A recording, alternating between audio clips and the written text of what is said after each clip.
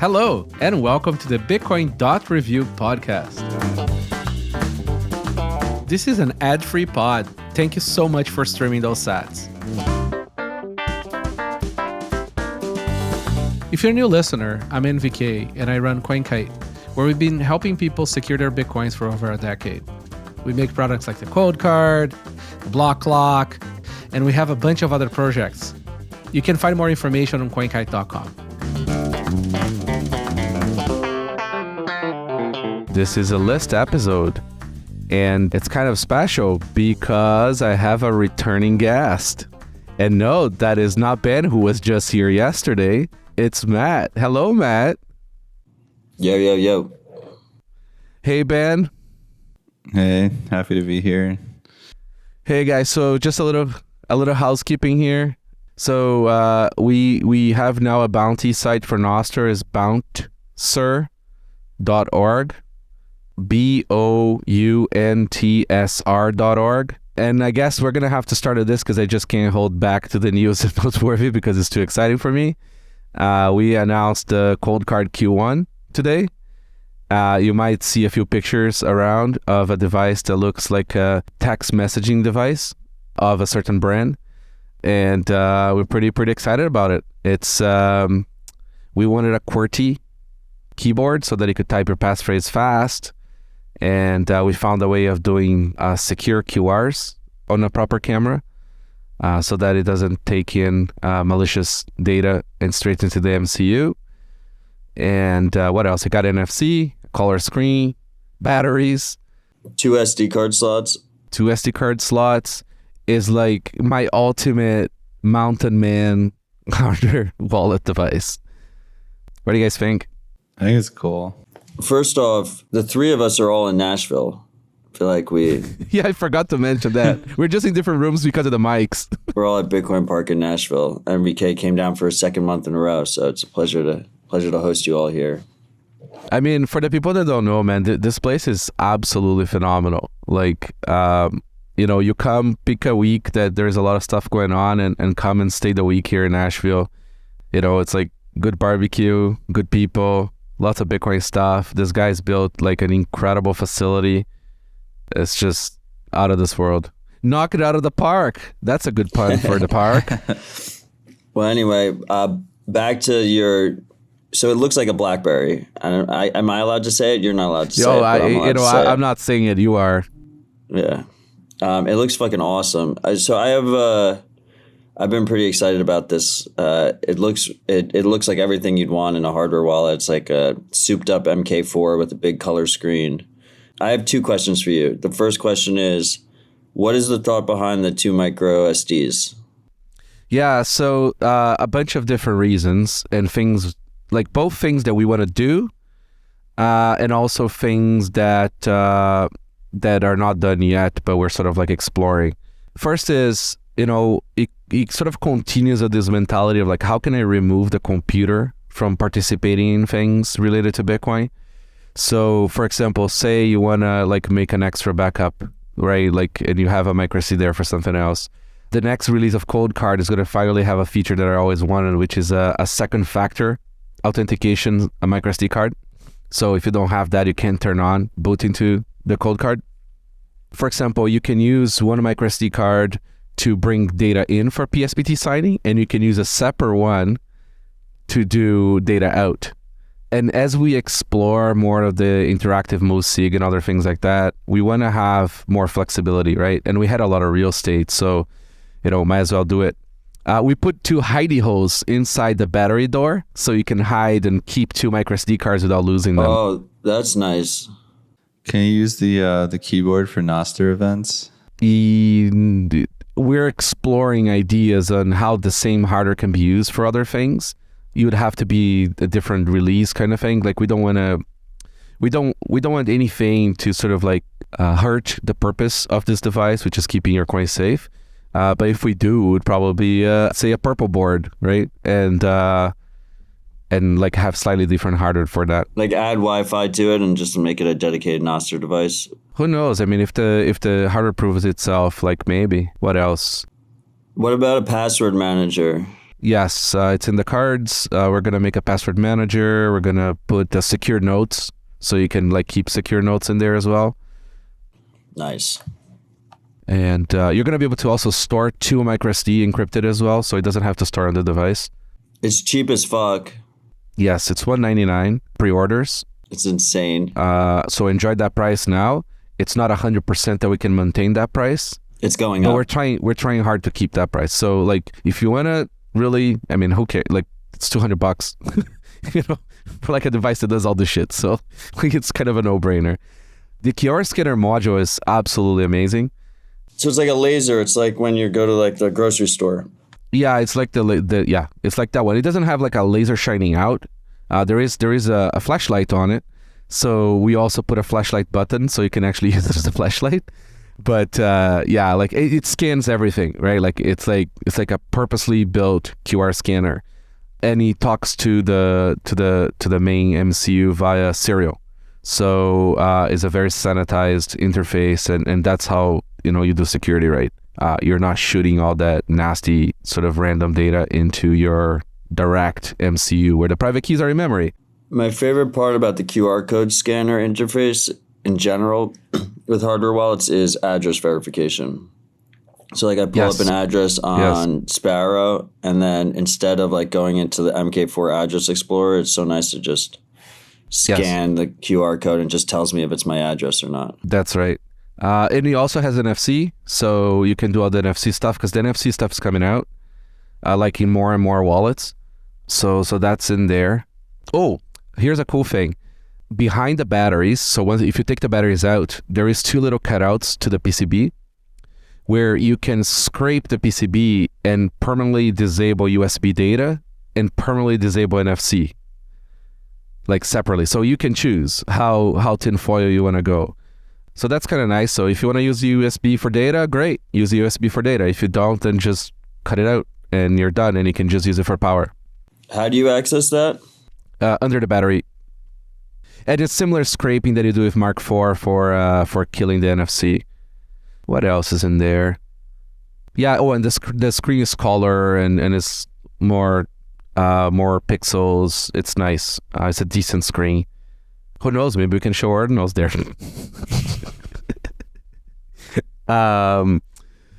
Yeah, I think that's it. It's just like I just I check out the renderings, check out the link to the announcement, and it's we've already ordered the molds, and so like things are actually moving. And the cool thing is this is exactly the same security design, same chips, everything is Coldcard Mark IV.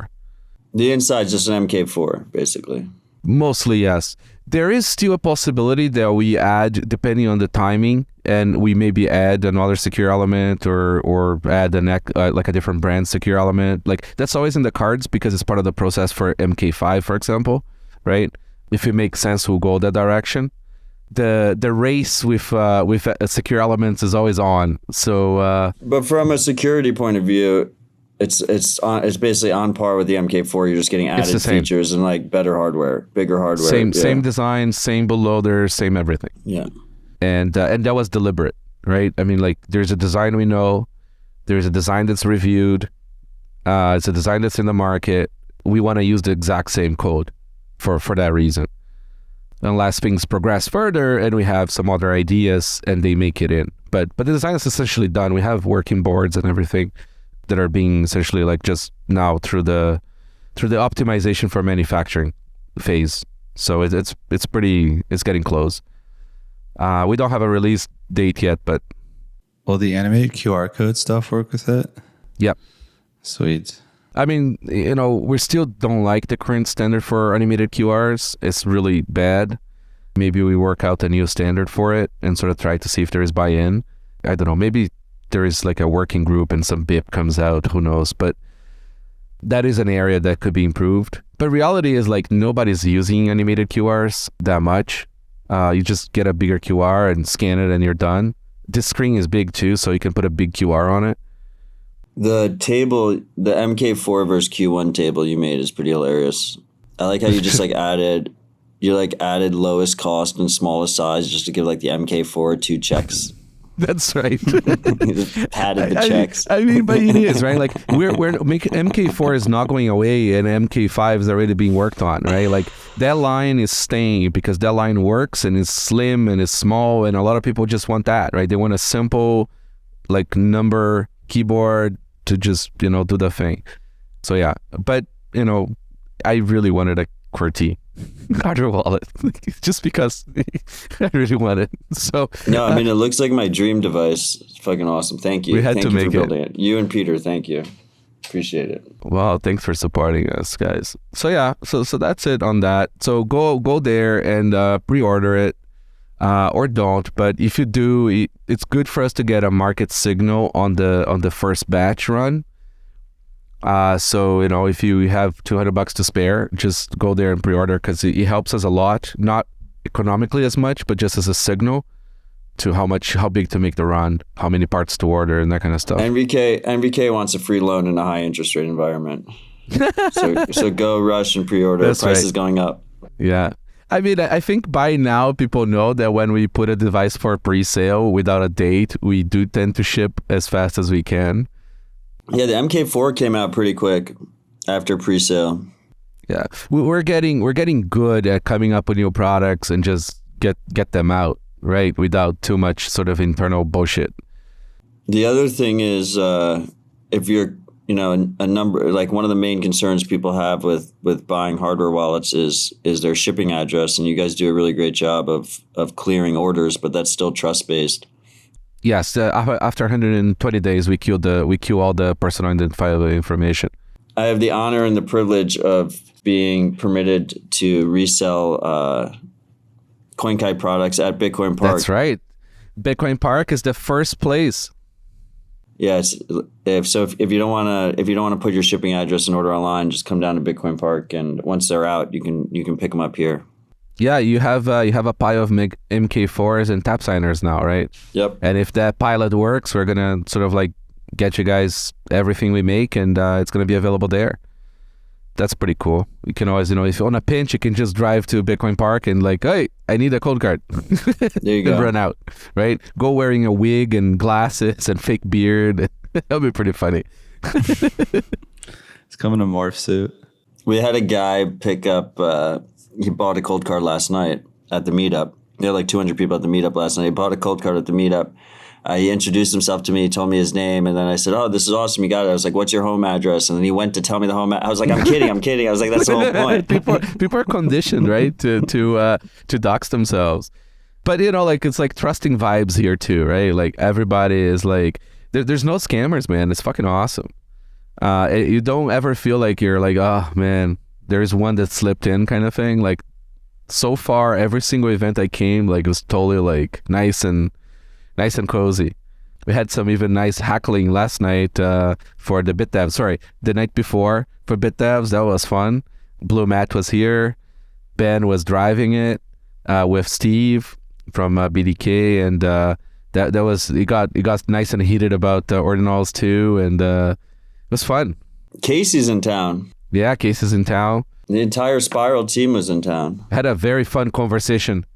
We almost pissed ourselves laughing last night, like with like a lot of this dynamics at a bar. It was a lot of fun.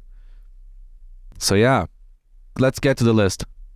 So all right, guys, this one is ginormous, and Craig is I feel like the guy just ships. So Sparrow version 1.7.2. Taproot wallets now supported on Bitcoin Core version 24 or later using the new internal Cormorant library. Wallet fingerprints displayed as life hashes on passphrases entry.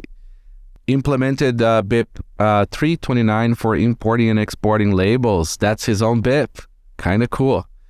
Tap signer and Sats card support.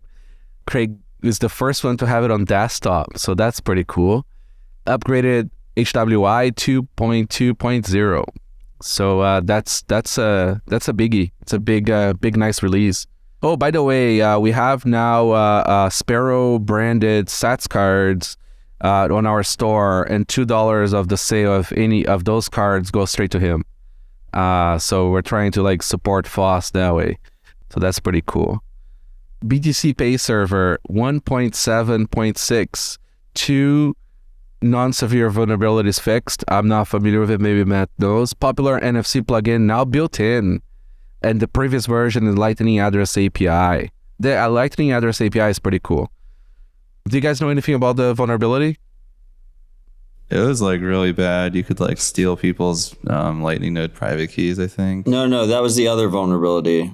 There's a different one. This is a new one. This one's like a phishing link vulnerability. Yeah. It's a hard proposition, man. Like having web UI, that's like how they do it. Like it's tricky.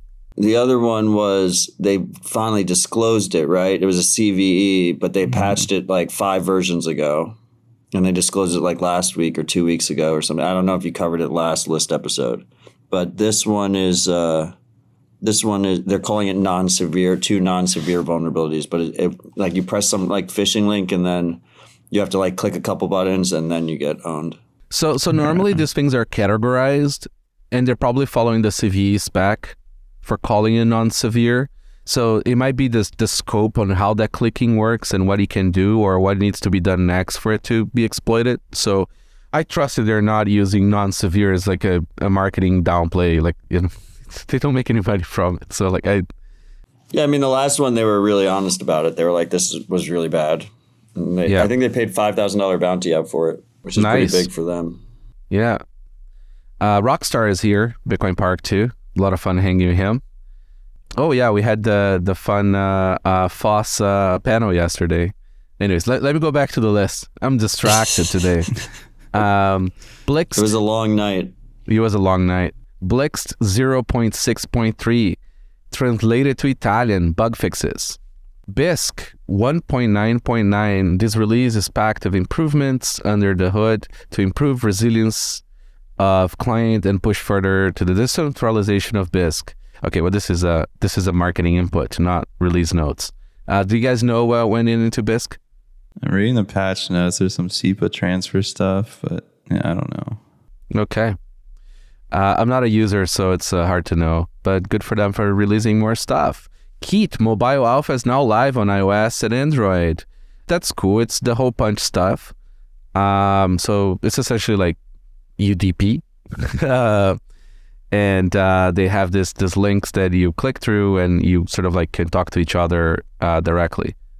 So, the whole point of Keet is like serverless, right? So like it's straight P2P. I tested it out. It seems like the way they expect users to use this is you can use it on mobile, but you need to basically have it running on your computer. One person in the chat needs to have it running on their computer basically at the same time. Oh, I see. Otherwise, it just you like can't. It's just. And you're also doxing IPs to each other, which is a part that I don't like. I mean, it's definitely an early release, right? So I don't know what else, but I thought I saw a thread where they were like, the idea is you run it on your computer and then you can also run it on your phone if you want to jump in from mobile or something. But is that because it needs to be like always online? Yeah, like I tried to test it out with a buddy where we were just both mobile only, and like I sent him a chat invite link, and then by the time he joined the chat invite link, like my instance was down on my mobile, and then so like if you had it on your computer running, then you'd be good. Well, I mean, it's kind of like how Skype used to work before Microsoft bought them and added the backdoors. So, yay. I mean, it's cool. Like, it's important for people to keep on exploring, like, video comms like that, conversation comms that are, like, properly end-to-end encrypted and like, outside of server systems. But somebody's going to have to come up with, like, a coordinating server at some point. Otherwise, the experience is just too rough for your average user. Maybe they can use Nostr as the coordination. Blockstream Jade 0.1.42. Register multi-sig on Jade via QR. Wallet fingerprint displayed on Jade's home screen. Nunchuk multi-sig QR support. Electrum Personal Server 0.2.4. Fixed crash caused by deprecated RPC in Bitcoin Core 23. Added Signet support. EPS is great. It's Belcher, right, that maintains that one. It's on his, looks like. Yeah, it's Belcher. Yeah, no, it's a nice little alternative for you to run Electrum locally for your for your Sparrow or Electrum, whatever, or you can run Fulcrum, which is pretty cool too. What's nice about EPS is that it's smaller code base than Fulcrum, and it comes from like fairly sort of like trusted people. Electrum 4.3.4, various bug fixes, Pay Server, and trampoline improvements. Talking about Electrum, that did have this problem way back in the day. There was like a release that was evil on their website because the website got compromised. BinaryWatch.org did catch a bad release on Joinmarkets. That was pretty cool. It turned out that was not malicious, but GitHub had changed the bytes on a tar file of the release of Joinmarkets, and the bot that we built for watching that caught it. So that's really cool. And we do watch Electrum releases, so I guess that's why it was interesting to have. And this release should be there. Specter version 1.14.5. This release contains Spectrum, a plugin for running Specter via Electrum server instead of Bitcoin Core node. The plugin is currently in alpha. I'm curious about this. I don't know why you would use Electrum server instead of Bitcoin Core for Specter. Do you guys know any motivation? Because you can use someone else's Electrum server, so then it's less overhead. Yeah, but like Core is so easy to sync nowadays, right? Like, I mean, I don't see the point. Maybe for mobile, I don't know. I guess maybe they're going to integrate Lightning or something like that, and they want to be more sort of like they need a different indexing or something like that for different library. My guess is something that Craig has always talked about many times, which is that if you use Bitcoin Core as the backend, all your transaction information and balance information is not encrypted at rest. So whatever computer is running Bitcoin Core, like all your private information, like they can't spend, but all your private information is there. But if you use Electrum server, it doesn't hold all that information. I see. Okay. No, that's good to know. That's why like Craig scares you when you do like the Sparrow setup, and he says like, if you use your own Bitcoin Core node, he's like, it's not secure enough. You need to upgrade to Electrum server or whatever. I've had so many freaks reach out to me like, do I need to upgrade, blah, blah. I'm like, it's just a privacy risk. Like, that's up to you. Trade-offs, you know. Great. That's a good point. I don't know if there is any work being done on changing that, but it's kind of the nature of the API. Liana 0.2 RC1 pre-release. Multisig now supports descriptors with multiple key, both in the primary non-time locked spending path and the recovery time lock path. GUI specific, you can now import and update spend transaction drafts, PSPTs to collaborative create signed transactions. When creating new descriptors, you can set the alias for each key. Amounts are now displayed in sets and bold. So the Liana release is kind of cool. Liana is progressing. It's a very cool project. They're trying to do vaulting and all this stuff with the current Bitcoin primitives, which is kind of hard. It's Kevin and Antoine, right? Try it out. Give them feedback. This kind of like when people are trying to do new shit, the best thing that you can do is like try their new shit and give them feedback, because it is hard to do new stuff on Bitcoin that is not your standard sort of like, transaction. So that's pretty cool. Zeus version 0.7.2. Point of sale for Square terminals. That's huge. Payment settings allow the user to change their default fee limit. Receive via NFC, because he's going to do bolt cards and sets cards coming next. LN URL off support for LND hub. Add the ability to get rate suggestions for mempool.space. Community sponsors support for Nostr profiles. New language support creation.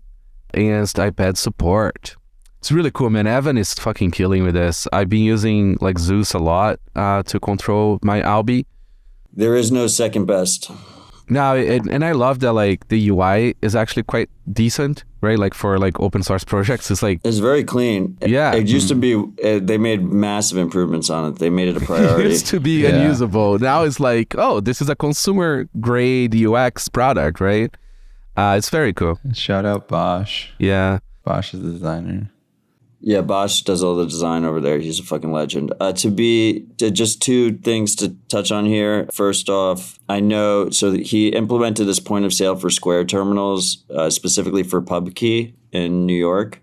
And the main advantage is if you're using Square for like your small business and you're used to everything like going into your, all your documentation and everything being recorded the same way, like it just plugs in really cleanly there.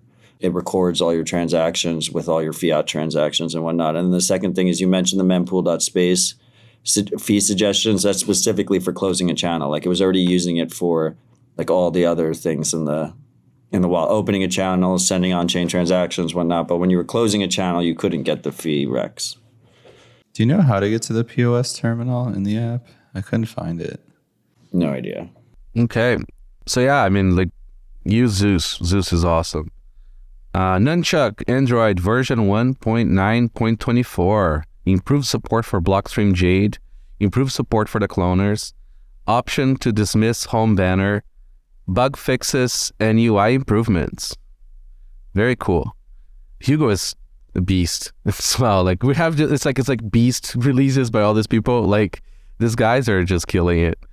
Muun 2.7.3. You can now set your wallet prioritize Lightning for incoming transactions or show unified QR code for BTC LN. Blockstream Green Android version 3.9.2 added CSAT forms. Breez 0.15 HTTP sync pre-release, neutrino sync over HTTP, add Tor support, add German translation, change scan library, fixed episode ID. You're just like Ron Burgundying it. It seems this is a pre-release, is what it is. It's not a full release. I'm totally Ron Burgundying this, aren't I? All right. Hexa Wallet version 2.1.3. With this release, we've completely revamped the backend for using Hexa with your own node. Now Hexa uses Fulcrum behind the scenes to help you enhance the privacy. You also connect more nodes now. It's a nice little trend with wallets. What did they use before Fulcrum? I think it was just their own, point to their own backend kind of thing. BDK version 0.27.0 RC1. A maintenance release with bump in project MSRV to 1.570. Update dependencies, dependence, and a few developer-oriented improvements. So the BDK guys are here on the park too this week. Some of them are based out of here. Awesome team. Always a pleasure talking to Steve, the lead on the BDK team. And they had a couple guys from Europe here too. Fun times. It's a very cool project. I absolutely love the fact that like somebody's building a sane, quality, well-reviewed package for other web and sort of an app devs to use as their core wallet. They're doing the hard lift. Yeah, we use BDK and Mutiny, and it's like super easy to get set up. Like I think we had like a working wallet within a day just using BDK, which is awesome. Very cool. I don't think we ever covered Mutiny on the show. Do you want to explain Mutiny?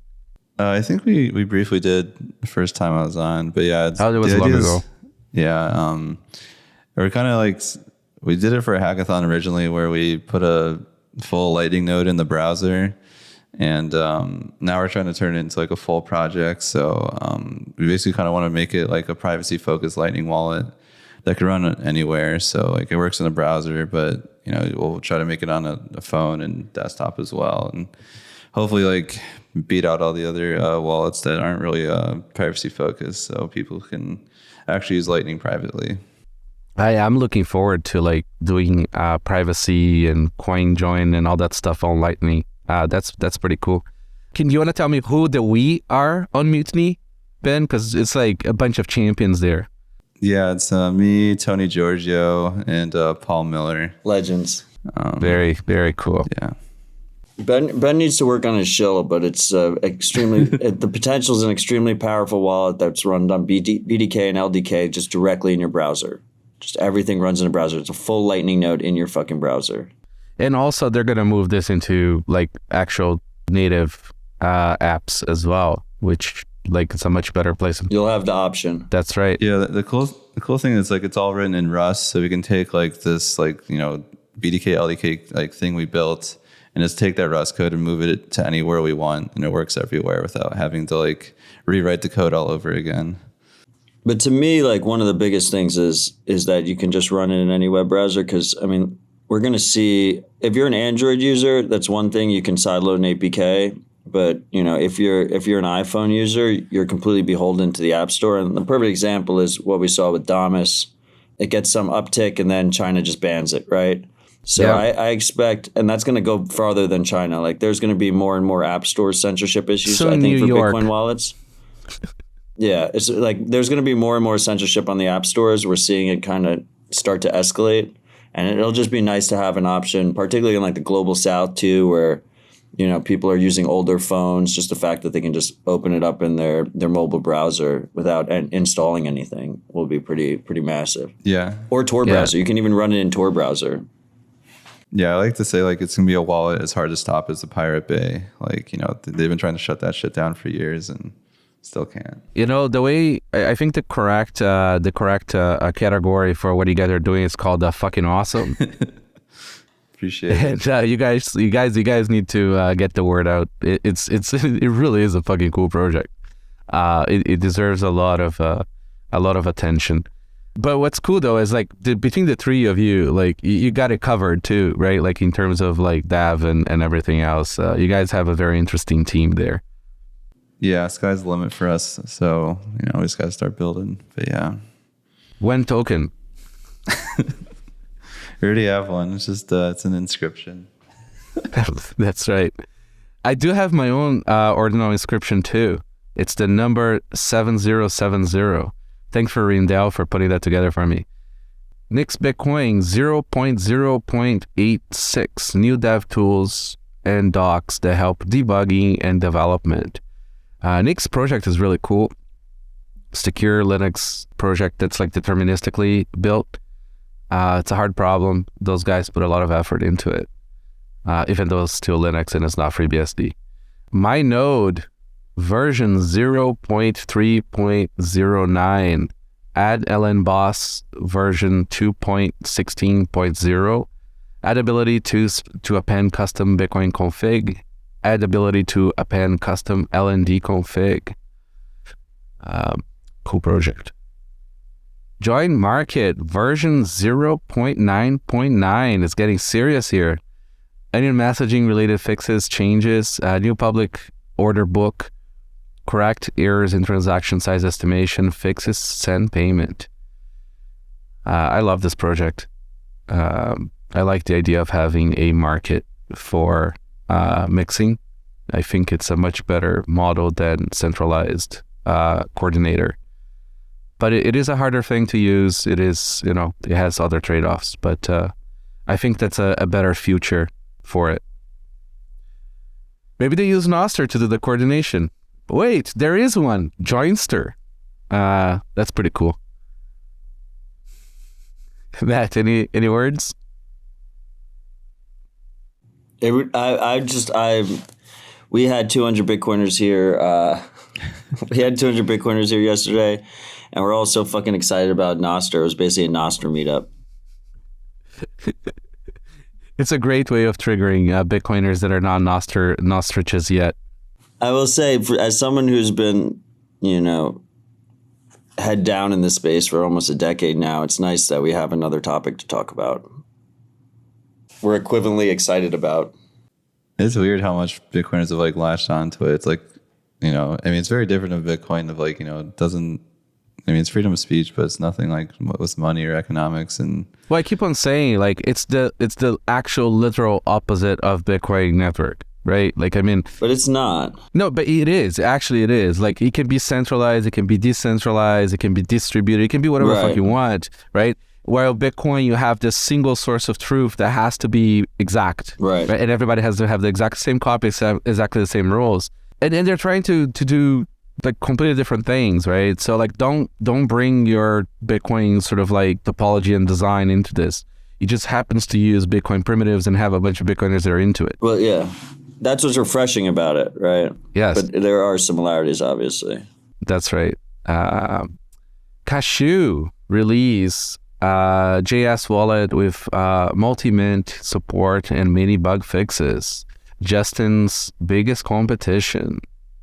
I mean, I think it's apples and oranges, but I know. I just keep on picking at him. Justin is also at the park this week. dude, I can't stop thinking about the implications of Fediman right now. I'm just fucking... Yeah, those guys are doing much more than I thought they were. It's actually kind of mind blowing. We're gonna do an episode probably the week after the following. Do we have Fedipool on the list? No, we don't. No, Stability we pool. don't. So I was talking with a bunch of the Fediman. So there's two things. There's Fediman open source project, and then there's Fedi, the monetized business, which is a front end. It's going to be a front end for Fedimans. But I was talking to a bunch of the contributors of the Fediman open source project, and they have this concept that they've been calling Poolymint, but I think it should be called Fedipool, but that's besides the point. But it's this idea that like the whole point of Fedimint is you take our existing custodians like Binance and Wallet of Satoshi. Why do people use them? They mostly use them out of convenience. Or like Alby, they use them out of convenience. What if we made those federated so you reduce the custodial risk and you increase the privacy because it has Charming eCash built into it, but you still have the same level of convenience? Well, we also have custodial risk and massive centralized points of failure in the mining pool space. So what if you use the same architecture and then you put it on top of a mining pool where you have maybe seven like mid-level mining operations come together.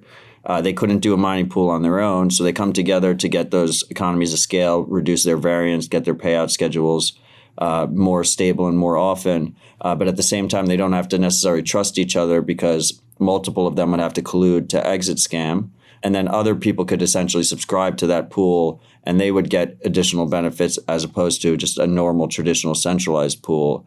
And you kind of mix that in with this idea of job negotiation in Stratum V2, where instead of the individual miners all running their own nodes and deciding which transactions go into a block, the guardians of the federation, those like seven miners or whatever, who whatever amount of federated servers they have, they do the job negotiation. They decide what's in the blocks, and the individual miners in that pool can then choose which ones they want to do. So there's actually competition within the pool on block construction.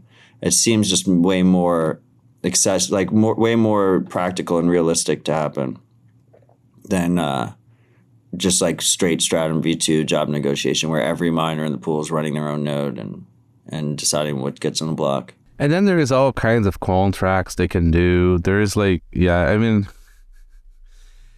a whole other rabbit hole, and it's really cool to see. And then there's all the privacy benefits of it too. Like it's pretty awesome. We now understand that like there's only so much scaling we can do on chain, but then there is also so much scaling we can do Lightning.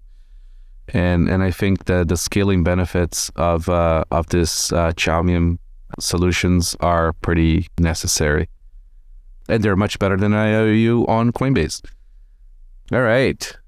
Alby version 1.25.1. Reflections on the 70s. I like that they named their releases. Nostr is now moved out of hidden Alby labs. New account in the Alby extension can now have Nostr keys. You can manage multiple IDs.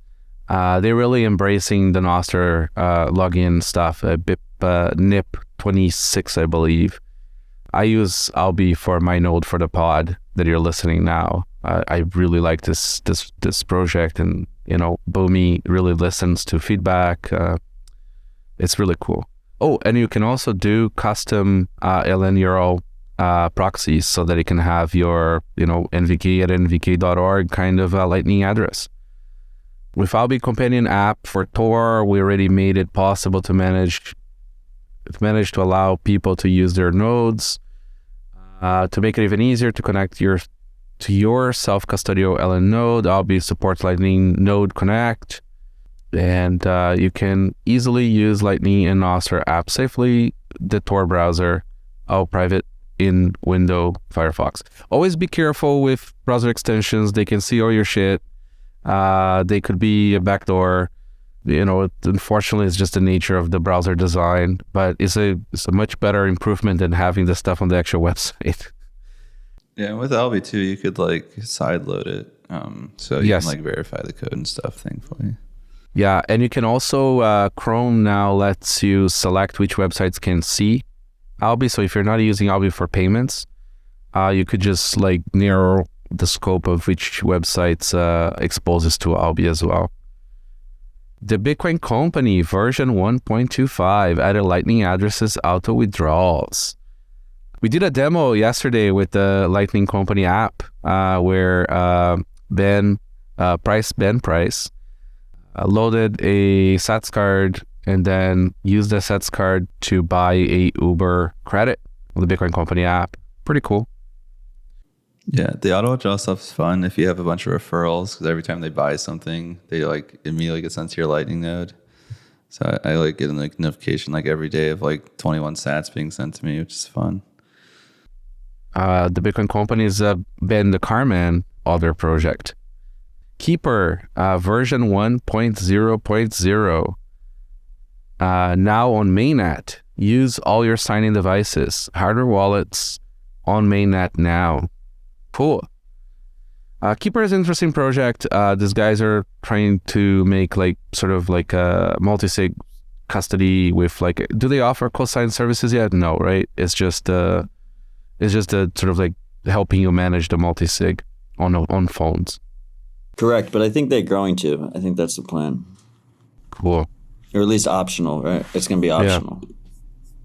Project Spotlights, Brainbow, a stateless Bitcoin wallet with credentials instead of recovery seed words. That's a project by, I think it's Javier. Very cool dude, super helpful dude, very knowledgeable dude. It's very nice to see that like he was somebody who like helped other projects, comments on other projects, sort of like building his own project. Give it enough years, everybody who can build will build something for Bitcoin. So yeah, test it out, give him feedback. HuntingSats, earn millions of sats from cracking a Bitcoin wallet. That's a fun little game initiative. The name is skipping out to me of like who is doing it. It was Wasabi, but I think someone got it already. Yeah. So that's a cool, fun little game. SATurn, connect your getalby.com account and see which content resonates most with your audience. So I am using SATurn. It's really cool. You give them a % of your splits, and then they get visibility of your pods, boostograms and tips and stuff. And then it shows you which app's old, shows you the comments. Very, very cool tool. I wonder if these guys are going to end up getting swallowed by Alby at some point. I would if I was Boomi, just take these guys on board.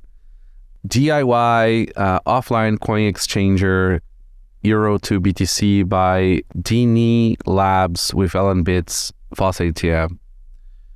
I don't know much about this project, but that's cool. Boosts.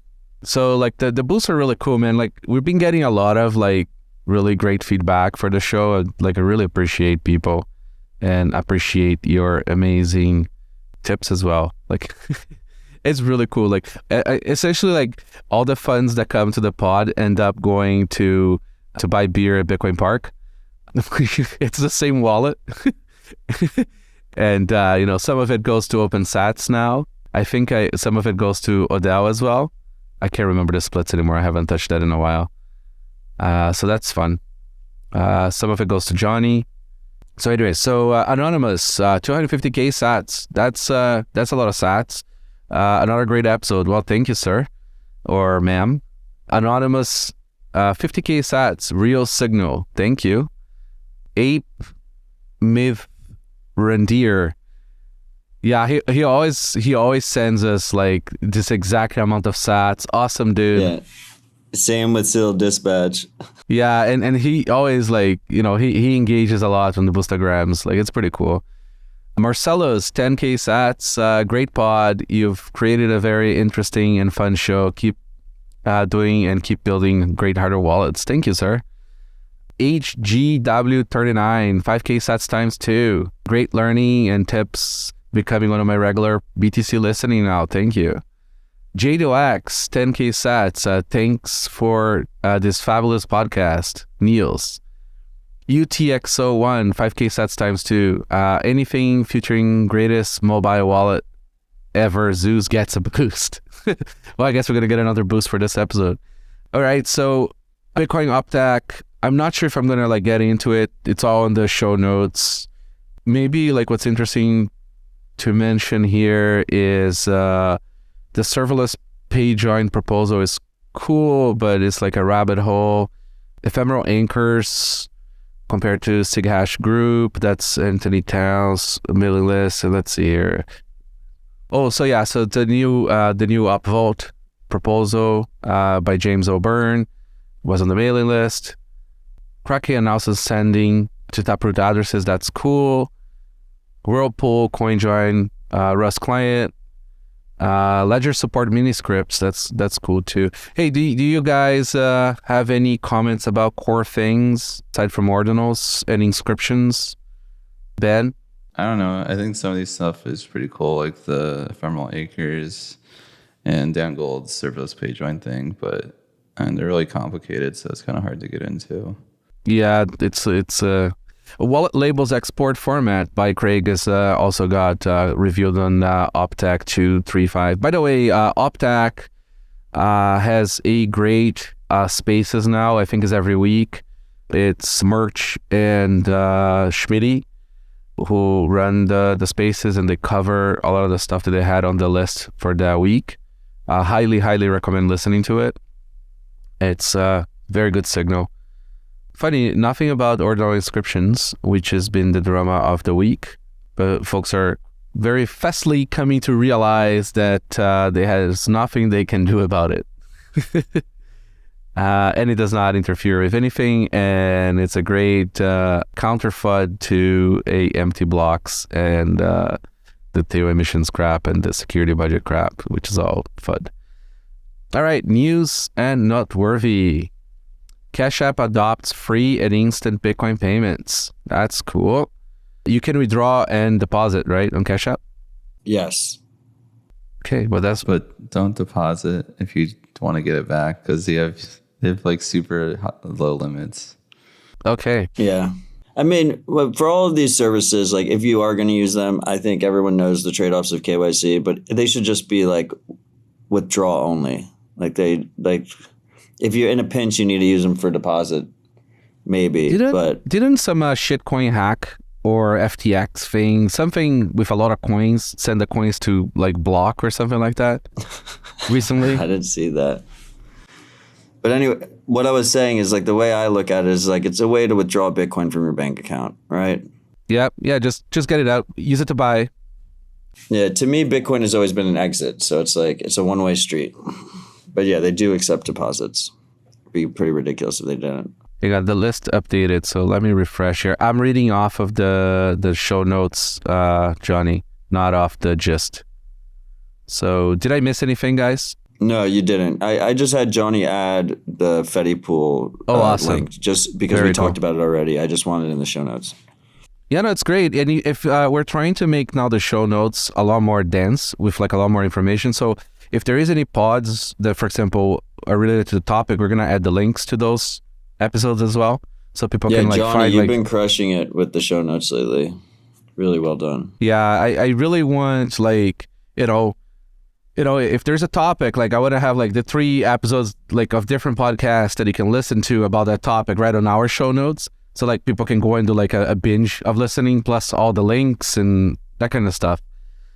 I think it's nice to have like a place where you can find all the info. Fiat Jeff, why do we have to be so conservative with Bitcoin soft forks?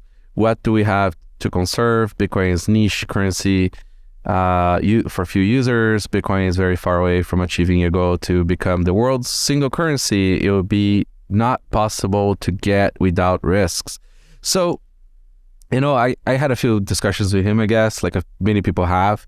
I think people who work on protocols and have very sort of like very specific preferences, and I think like the same reasons why make him absolutely brilliant to work on Nostr and create Nostr are the same sort of things that'll make him like have a challenge to sort of like understand Bitcoin from the complete opposite point of view. Or at least on the protocol level. Like That's he's right. Fucking amazing. He just constantly ships and is super pragmatic on like the app level on Bitcoin. Awesome, dude. But I just want to point out that this tweet of his was January 21st. It has aged extremely poorly. Like it was before like all the inscription drama happened. That's right. And so since then, everyone has gotten even more clinched. Like clenched and conservative about soft forks going forward. So it is what it is. Yes, and like because he's a proponent of drive chains, right? Because he wants to do all kinds of cool stuff, and he hates shitcoins, right? So like the idea is rug pull their market and bring all that to Bitcoin. But as I like to point out, the best way to describe drive chains is essentially soft fork hell. It requires Bitcoin to soft fork forever to accommodate all the shitcoin drive chains. So it's never going to happen. I think like Fedimint kind of solves all that too. You can like make all the shit coins you want on top of there. It's the promise of liquid but better. Mm-hmm. Fedimint is awesome. It's gonna eat the Bitcoin space, man. Yeah. It's just in the most bullish way possible. Yeah. I mean it is complementary, right? I mean like Chaumium banking, eCash, it's that's how you do the other stuff. I mean like the technology was always there. It's pre-Bitcoin. It's just that before Bitcoin, you had no place to anchor any of this shit. I'm pretty sure like billions of people are going to onboard to Bitcoin in like local Fedimint wallets. Yes. And just that's going to be their exposure to Bitcoin and how they interact with it. That's right. Congrats. FTX problem. 1 in 3 members got cash from FTX. FTX is Air America. If you don't know what Air America is, go on Wikipedia. They have a great entry on Air America. Everything will make sense to you. Blockstream raises $125 million to expand mining operations. Man, Blockstream, that's a nice chunk of cash. Congratulations, Adam and team. Fold launches Enterprise Reward API. We're launching our Enterprise Reward API for Fold to enable any bank card royalty program. That's pretty cool.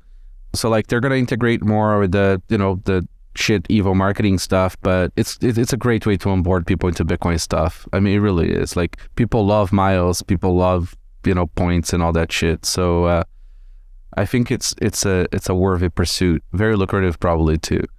The coupon cutter Bitcoiners love it. That's right. Rod. Lightning is live with Clover. Jack Mahler, Twitter. Strike officially an integrated partner with Clover. Oh yeah, so this is really cool. That's a payment provider system, one of those like large providers of payment solutions for retail.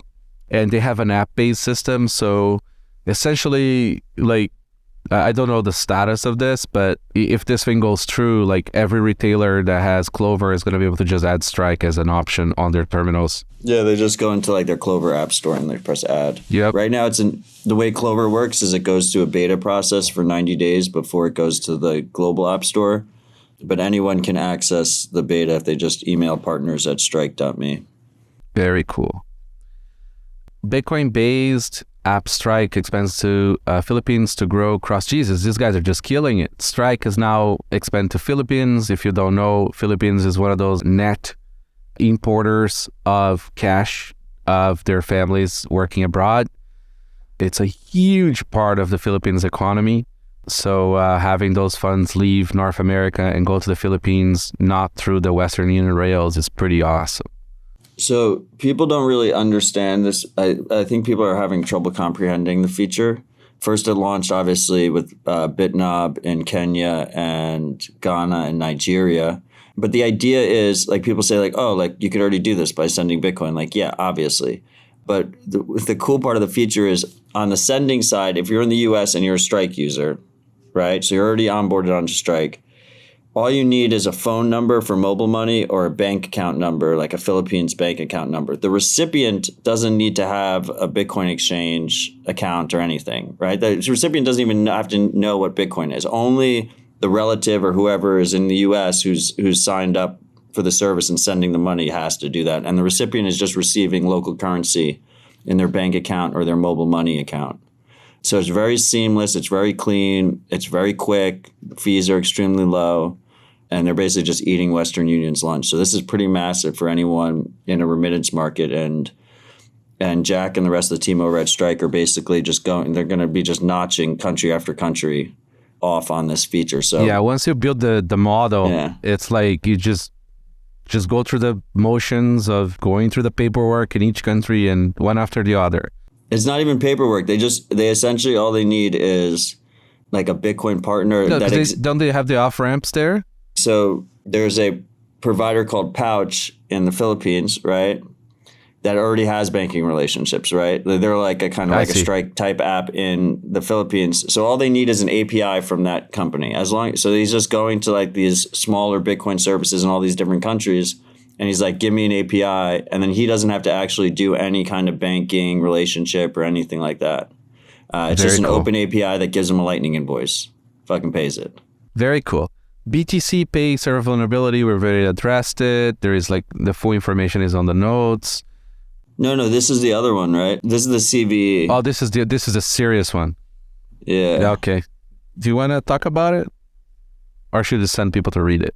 I mean, it's pretty fucked up because it's just like through the point of sale app. So, but it was patched a while ago. So you could get free beer at Bitcoin Park because they use BTC Pay Server here.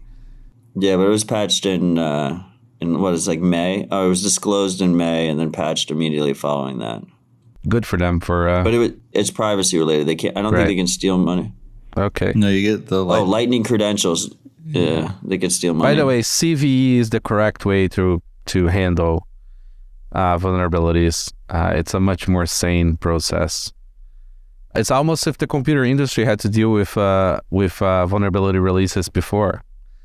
Introducing watch swaps, a service similar to liquidity swaps, but instead of opening channels to each other, node operators watch each other's nodes with their watchtower services to protect against malicious channel force closure attacks and resulting potential loss of funds. Ben, any comments on this one? Sorry, couldn't hit the unmute button. Yeah, I mean this this is kind of cool. It's another like watchtower kind of service. I think this works with like L&D and some of the other ones too. So good to see some like actual like competition because like before with the L&D bug that happened like end of last year, like all the L&D nodes were vulnerable because their watchtowers were in L&D as well, so they also broke. So ordinal data, BitMEX. Up until February 7th, BitMEX have identified over 13,000 of these transactions, which make up half a gigabyte. There must be like at least 10 or 100x that now. Every block has been full, which block should be full because the original sin was to increase the block size by 4 times. Now they just happen to be full. That data is going to be there forever, unless you prune it. Still. Total spend of these transactions is 6 BTC, almost 7 BTC. Breez temporarily removed from App Store due to crashes after latest update. They've already fixed it, and I think the app was already... By the way, I highly recommend people, when there is a new wallet update, generally speaking, don't update. Wait a few days, maybe a week or 2, then you update. Because a lot of times, even through the best of testings, until it hits something specific on deployment, like you just don't know. Same for our firmware updates too. Just always wait. It's best. Dubai prohibits privacy coin join like Monero under the new crypto rules. Okay, good luck, Dubai.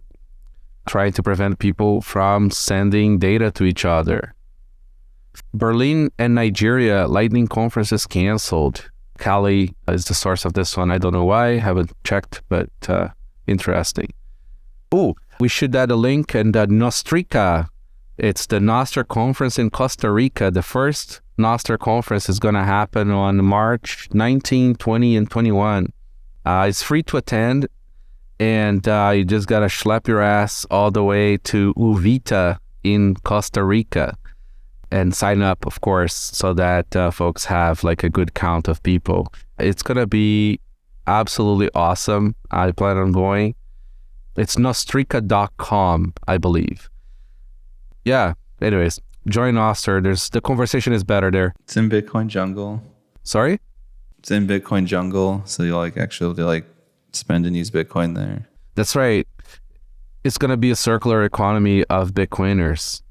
I've heard absolutely amazing things about Bitcoin jungle. Like, you literally can buy everything there with Bitcoin. Live your whole life on Bitcoin. They're doing massive things there. It's all grassroots. That's pretty cool. Any other news or things that we should add here? Matt, any big events coming up on the Bitcoin Park that should be added?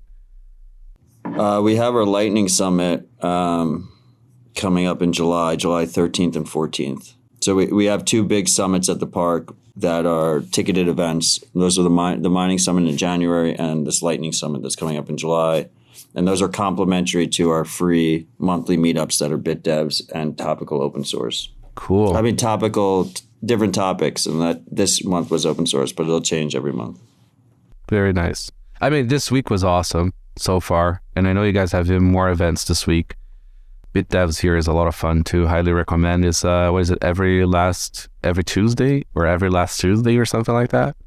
Austin's every third Thursday, and here it's every second, right? Every second Tuesday. That's right. Ben, you mentioned Jan JW's blog.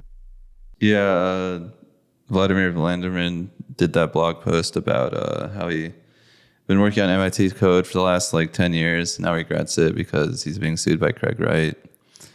I think it's a pretty bad thing, and kind of, I don't know, Bitcoiners need to step up somehow, either like, you know, lobbying Congress to like kind of fix these kind of problems or helping fund their legal costs. Because, and I know like a lot of Bitcoin developers are stepping back now just because of just the legal headache of getting sued, or, you know, the financial cost of all that stuff. I mean, this guy is a piece of shit, and Craig Wright, he's definitely not Satoshi. Unfortunately, he uses this other guy who's not a good guy, his funds, to sue people in the UK where they have like atrocious laws for libel and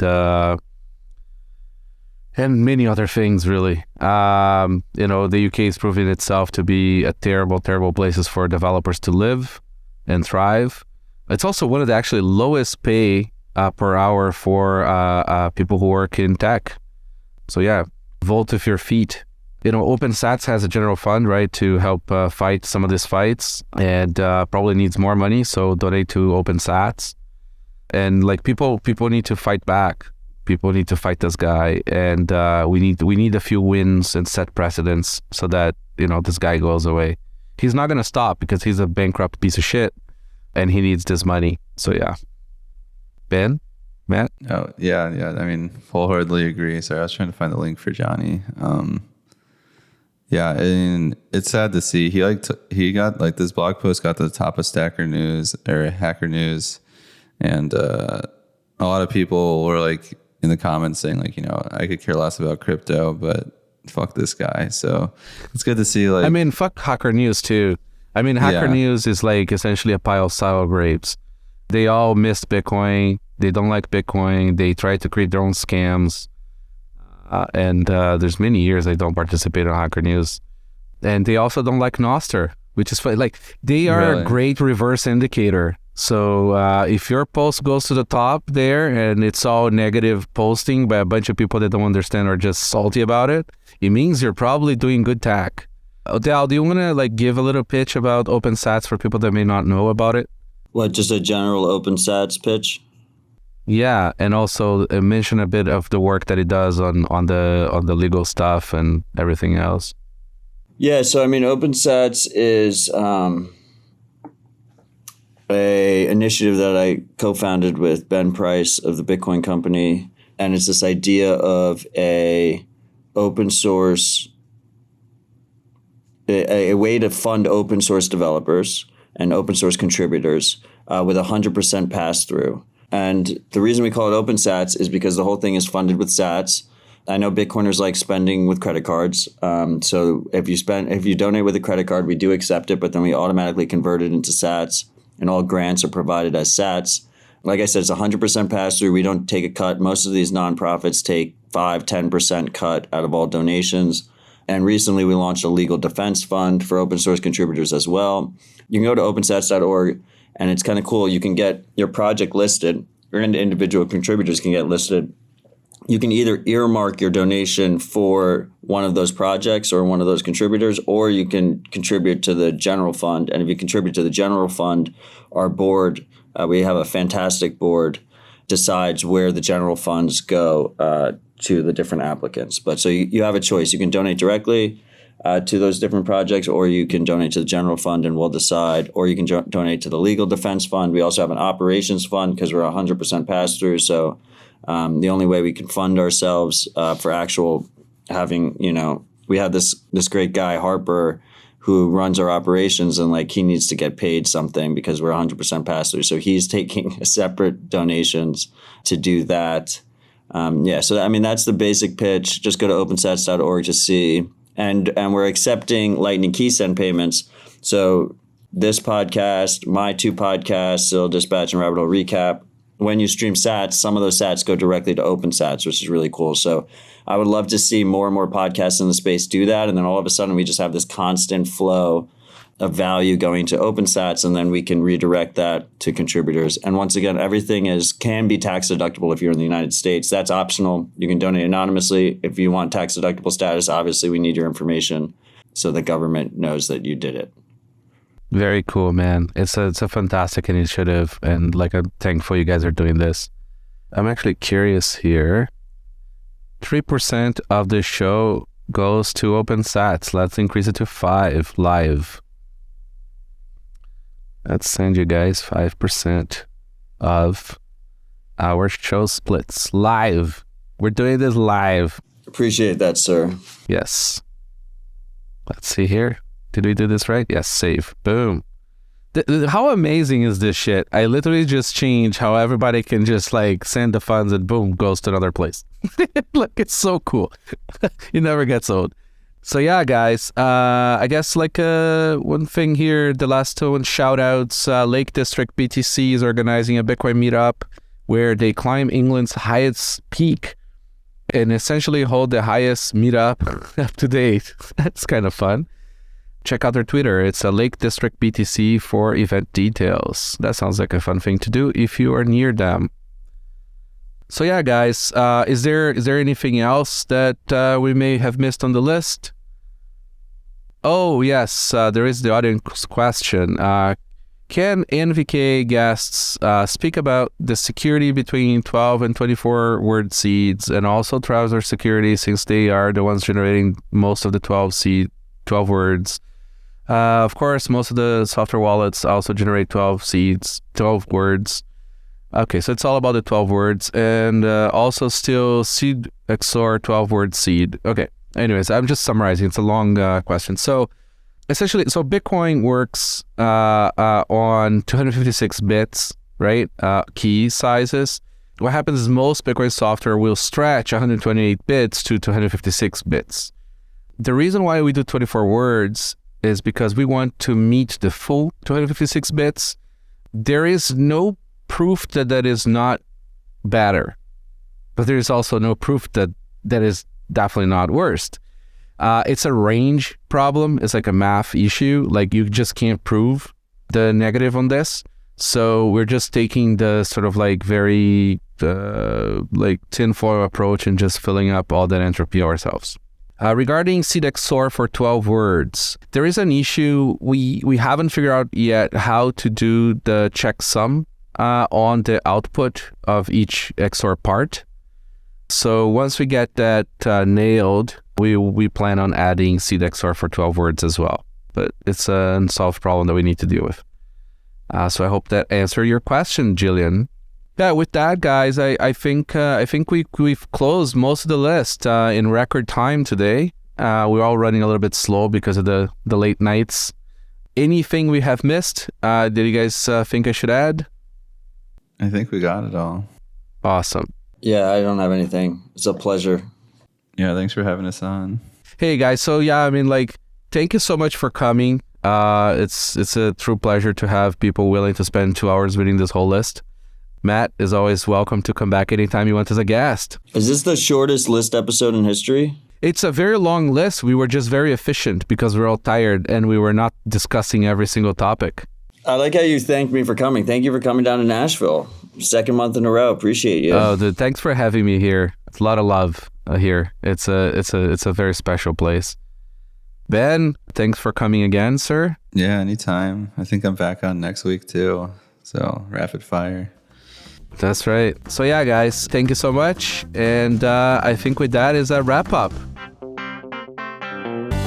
Thanks for listening. If you're new to the pod, make sure to listen to some very cool other episodes. Episode 15 about Lightning, episode 11 about podcasting 2.0 and value for value. And we also had a hardware wallet security panel on episode 5. Don't forget to follow at Bitcoin Review HQ or get in touch on Telegram, Bitcoin Review Pod, or bitcoinreview@coinkite.com. We don't have a crystal ball, so let us know about your projects. Leave your Boostagram on this episode and we'll try to read it on the next episode. We've added more people to the splits. Now if you send us streaming sats, some of that go to opensats.org. And also to Citadel Dispatch with my guest, Odell. If you don't know much about Value for Value or Bitcoin Podcast 2.0, go to bitcoin.review/V4V.